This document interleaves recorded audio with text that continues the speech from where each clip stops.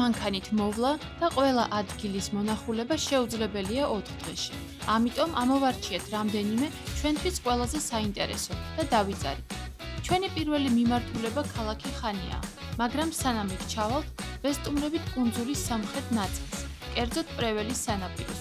თუმცა გზად რაღაც საინტერესო კანიონი შევნიშნეთ და რა თქმა უნდა გავჩერდეთ. ეს კუტალიოტიკოს იგივე ასომატოს ხეობაა. აქვე წმინდა ნიკოლოზის პატარა ეკლესია და ულამაზესი ხედები.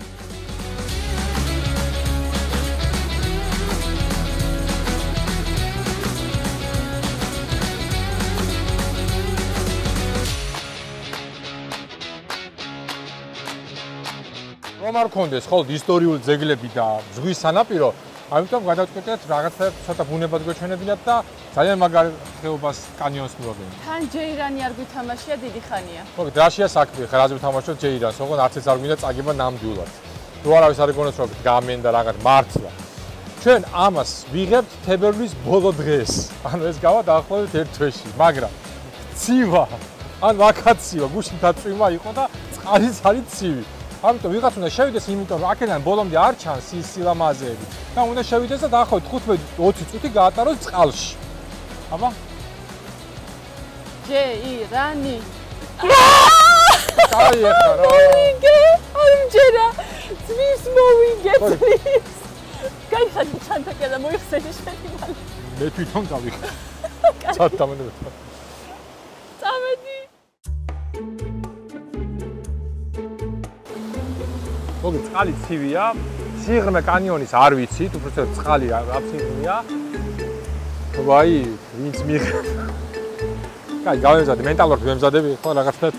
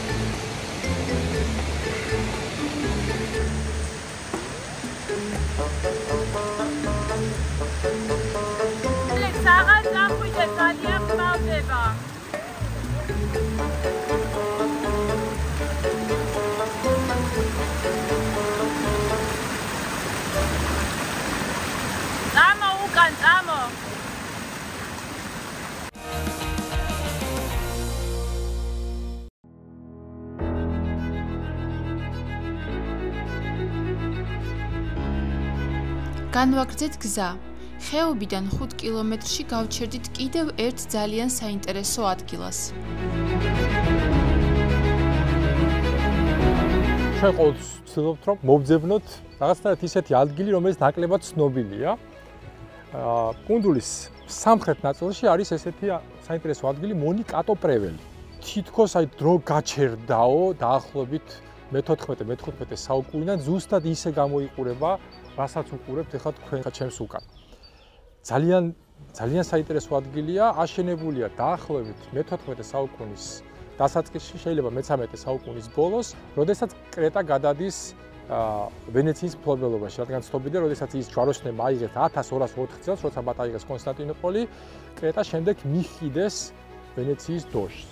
და მას შემდეგ აქ ხედავთ შუა საუკუნის ევროპულ კლასიკურ არქიტექტურას და მას შემდეგ თითქოს ყველაფერი ისევე დარჩა. ერთადერთი ცუდი რაც არის, რომ შიგნით ვერ შევედით, რადგან დღეს არის დასვენების დღე, სხვა დროს აქ ჩვენ ვერ მოხვდებოდით და რაღაცნაირად ეცადეთ შესვლა, მაგრამ არავინ არ არის ერთი ძაღლის გარდა. ვინც ხარებს გაგვიღებდა. მაგრამ ღირს, აი ვისაც გაინტერესებს განსაკუთრებით აი ეს მისტიკა შუა საუკუნეები.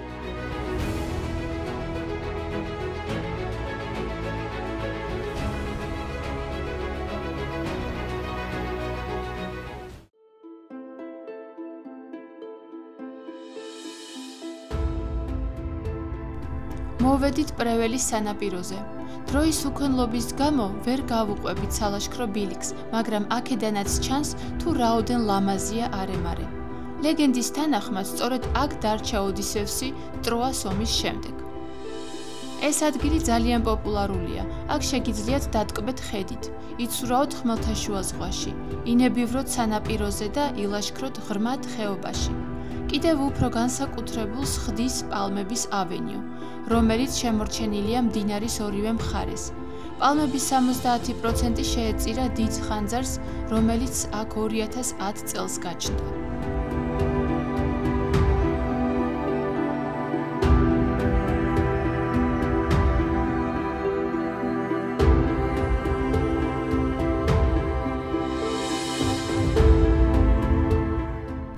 ცოტა ხანი შევისვენეთ და დავგეგმეთ ჩვენი მარშრუტი.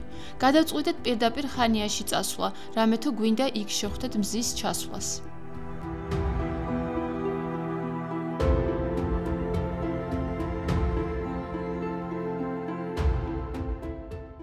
სასტუმრო დავჯავშნეთ ხანიას ისტორიულ ნაწილში.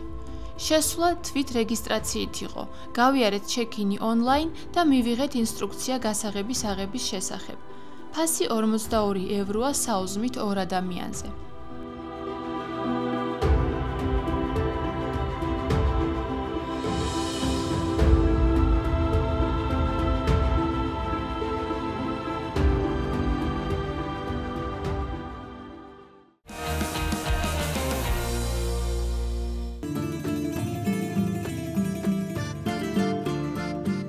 დღეს განსაკუთრებული დღე იქნება.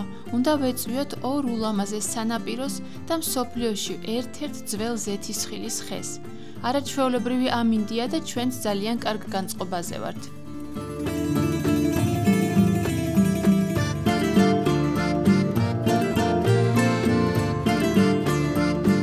ეს არის კრეტა, სოფელი ვოუვესი და მართლა გარედან დარჩენილია და შიგნიდან არის სრულად ცარიელი, მაგრამ ხე დღემდე ცოცხლობს და დღემდე ისხავს ნაყოფს. აი მართლა უნიკალურია, როცა ეხები რაღაცას ყველაზე ძველს. რა თქმა უნდა, ინტერნეტში მოვიძეთ ინფორმაცია, არსებობს რაღაცა ვერსიები, რომ არის თქვა ისრაელში, იტალიაში და ასე შემდეგ, მაგრამ ყველაზე მეტი წყარო მიუთითებს, რომ სწორედ ეს ზეთისხილის ხე არის ყველაზე ძველი და მით უმეტეს საბერძნეთის ზეთისხილი რას წარმოადგენს, ყველას კარგად მოიხსენებათ.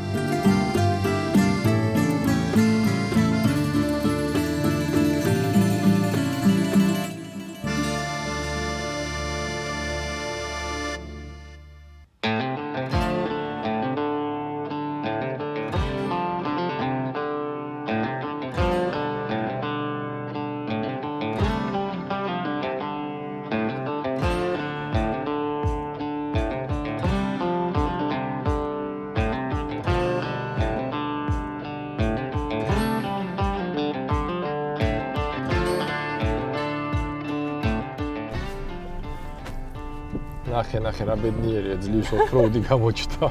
რაც ლაპარაკობს, სულ ერთია Toyota Yaris-ია თუ Mitsubishi Delica. სულ ერთია. თავარია ოფროუდი იყოს. თავარია მანქანა არ გავაფუჭოთ, სანამ მივხვდეთ.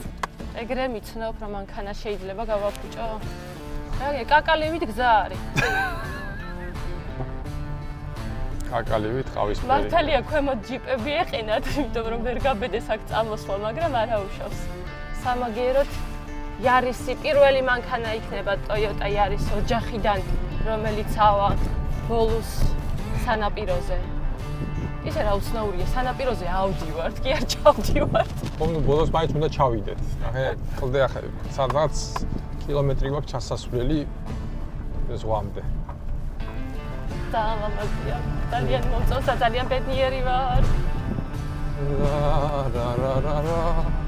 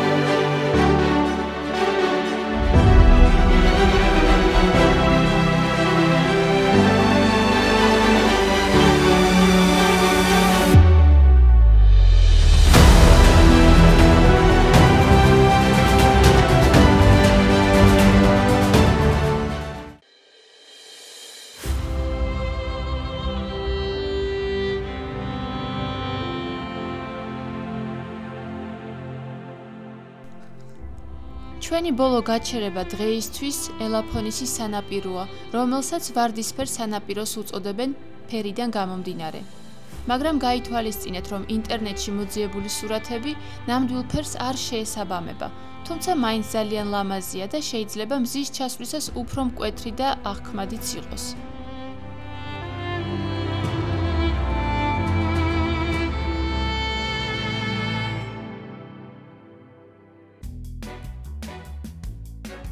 იქიდან გამომდინარე, რომ თებერვლის ბოლო სეზონი არ არის, საკვები ობიექტების 95% დაკეტილია. ჩვენ ძალიან დიდი ხანი ვეძებეთ და ბოლოს ძლივს ვიპოვეთ ადგილი, სადაც გაგვიმასპინძლდნენ. ალექსანდრემ ეგრევე გაუგო მასპინძელს და ჩვენი ქვეყნების, საქართველოსა და საბერძნეთის სადღეგრძელოც შესვეს.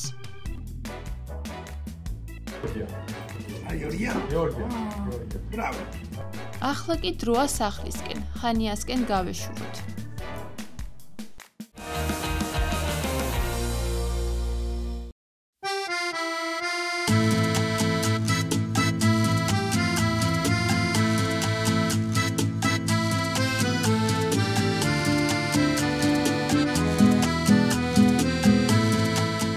ახლა ვიმყოფებით კრეტის ჩრდილო-დასავლეთით, ქალაქ ხანიაში.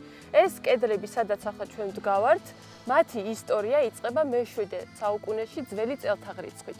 შემდეგ უკვე ვენეციურ პერიოდში მე-13-მე-16 საუკუნეებში აქ გაიზარდა ეს კედელიც და მოსახლეობაც და უკვე ოსმალების დაპყრობის შემდეგ კიდევ უფრო დაემატა აქაურობას შენობები კედლის ნაწილებით და იმიტომაც არის მთლიანი ეს არქიტექტურა ასეთი შერეული. ეს ქალაქი განსაკუთრებულად მომეწონა იმ ქალაქთა შორის, რაც ვიხილეთ კრეტაზე, იმიტომ რომ ძველი ქალაქის უბნები თავისი ქუჩებით არის რაღაც საოცრება. პატარა ლაბირინთსაც კი ჰგავს. დრონის კადრებში აუცილებლად გამოჩნდება ეგ და თქვენს გაგიზიარებთ. თან გარდა იმისა, რომ არის ძალიან ლამაზი ქალაქი, რაც მე ძალიან მიყვარს, აქ გვაქვს ერთად ზღვა, ისტორია და კულტურა და აი გავხედავთ თოვლიან მწვერვალებს. თოვლიანი მთებით, თოვლიანი გზები, გზები თუ მთები, რა მნიშვნელობა აქვს. ბუნებად განსხვავებული ცენტრალურ-აღმოსავლეთ კრეტასგან უფრო მეტი სიმწვანეა, უფრო ლამაზი ბუნებაა, უფრო მეტი წყალია და უფრო მეტი მთაც. და მთაც და ხალხიც რაღაცნაირად უფრო ისეთია, ვთქვათ მოყარეს. სხვა შორის ხანია არის ჩანია, ჭანია, ჯანია სხვადასხვანაირად კითხულობენ სხვადასხვანაირ ენაზე და ამიტომ ძალიან საინტერესო ეტიმოლოგია აქვს, მაგაზე ცალკე კომენტარებში ვისაუბროთ. აქ დავრჩებოდი კიდევ 1-2 დღე. სამწუხაროდ უნდა წავიდეთ.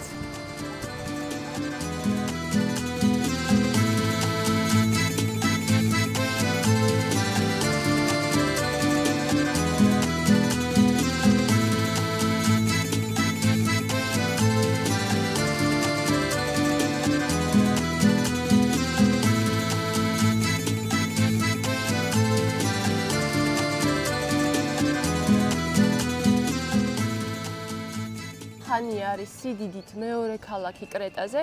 ის ასევე იყო კრეტას დედაქალაქი 1857-1972 წლებში. ქალაქს აქვს ძალიან კარგი რაღაცა განსაკუთრებული ხასიათი, რომელიც ძალიან ახლოს დგას ჩემთან და რაც თავარი ეს არის საპორტო ქალაქი.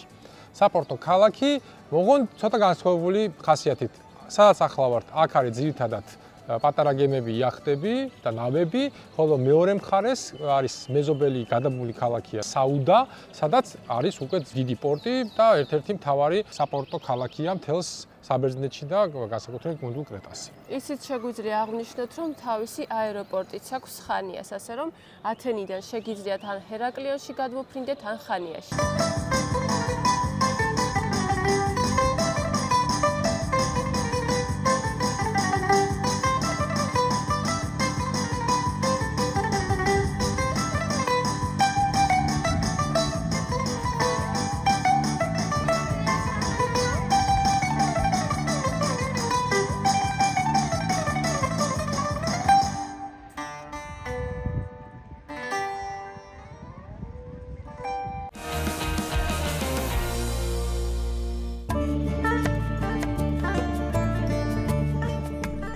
სეიტან ლიმანიას სანაპირო არის კიდევ ერთი ულამაზესი ადგილი, რომელსაც მოვინახულებთ სანამ ხანიას დავტოვებთ.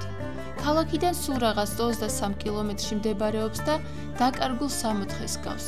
ეს პატარა ყურე ისეა შეჭრილი კლდეებში, რომ ერთხელ დანახვისას აღარასოდეს დაგავიწყდებათ მისი სილამაზე.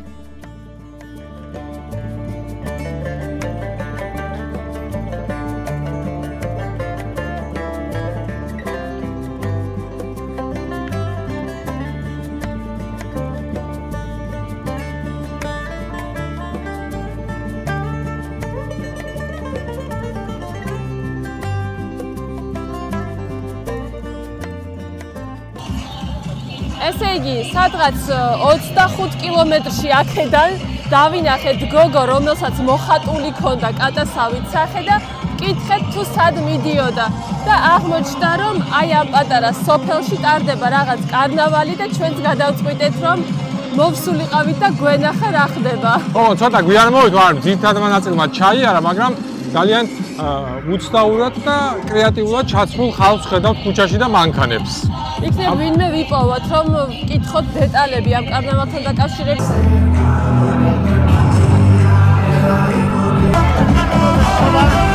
სულაკი.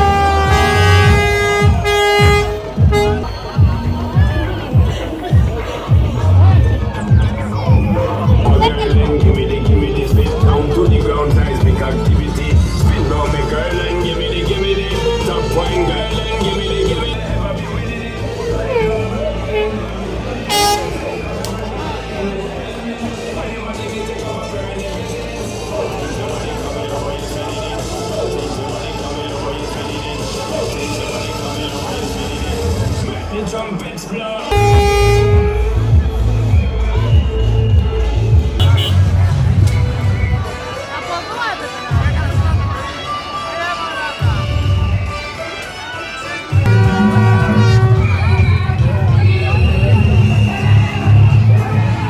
This is the second time we've actually put a float into the carnival.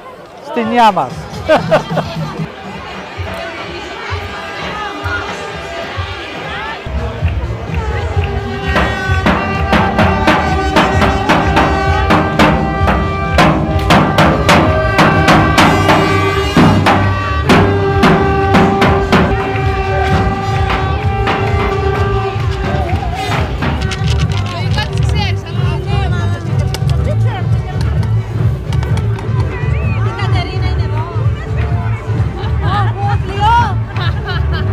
To enjoy and to start the new year and the new season with good harbor beer and a lot of fun. It's done yearly, every year since I can remember being here. Always new ideas, crazier ideas, as you can see by me. But you know, all the locals get together for a day or two and have fun. It's the best thing about living here. Thank you so much. Enjoy.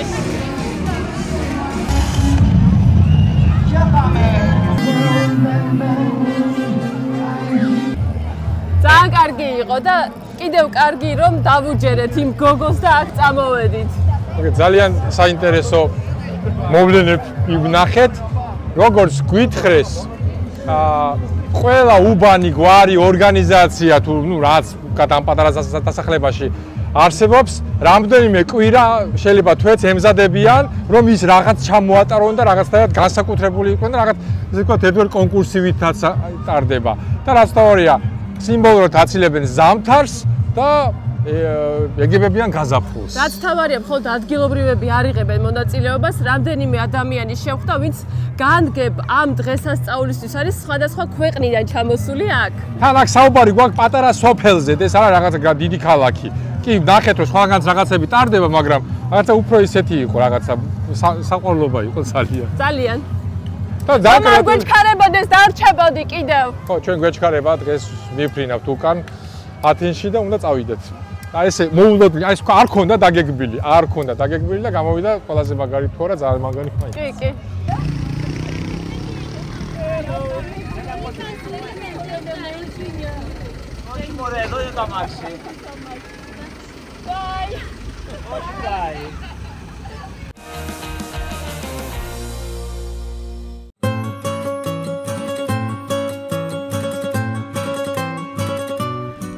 სრულდება ჩვენი მოგზაურობა, მოვიარეთ თლიანი კრეტა ვერ მოვიარეთ სიმართლეა, მაგრამ მაქსიმალურად ისი ნახვაც შეიძლებოდა 4 დღის განმავლობაში, ყველაფერი ვნახეთ.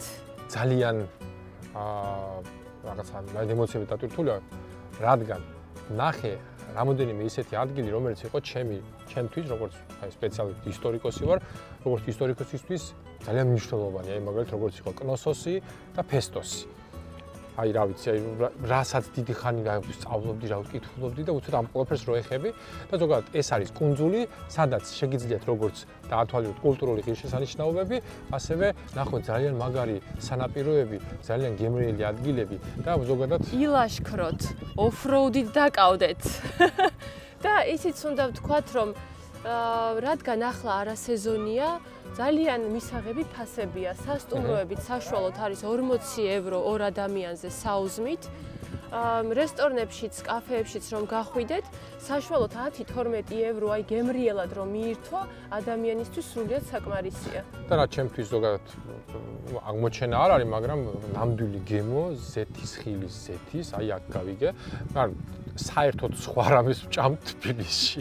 მართლა საერთოდ სხვა რამეს, აი ყველაზე ძვირიანი და საუკეთესო რაც მიყიდია. აი არ შეედრება, აი ჩვეულებრივ გუშინ გავჩერდით რაღაც თის სოფელში, ქალმა გამოგიტანა რაღაც სახლში დამარინადებული, იყო ფანტასტიკურად გემრიელი. რა ვიცი, აი ჩემთვის იყო აი ძალიან მოყვარული არ ვიყავი, მაგრამ ამის შემდეგ ვეცდები რომ თბილისს მოუნახო საუკეთესო და აქედანაც წავედოთ აუცილებლად. სასტუმროების პერსონალმა მოკლედ იდეალურ დროს ხართ ჩამოსულებიო, იმიტომ რომ ზაფხულში იმდენად ბევრი ხალხი ჩამოდის და ისე ირევა სიტუაცია, სანახავი ადგილებიც, ფასებიც იწევს რასაკვირველია და ფაქტობრივად სანაპიროზე წამოსაწოლი ადგილიც კი აღარ არისო. მაგას რაღაცა შუალედური პერიოდი, ალბათ ყველაზე კარგი პერიოდი რაც შეგვიძლია გირჩიოთ. აი